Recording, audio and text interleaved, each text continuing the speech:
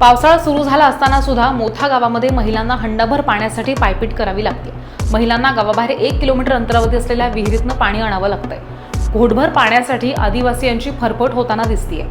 पाणी पुरवठा करणाऱ्या योजना मेळघाटमध्ये कुचकामी ठरताना दिसतायत। पंतप्रधान नरेंद्र मोदींची हर घर नल योजनेअंतर्गत प्रत्येक घरी नळ देण्याची महिलांनी मागणी सुद्धा केली।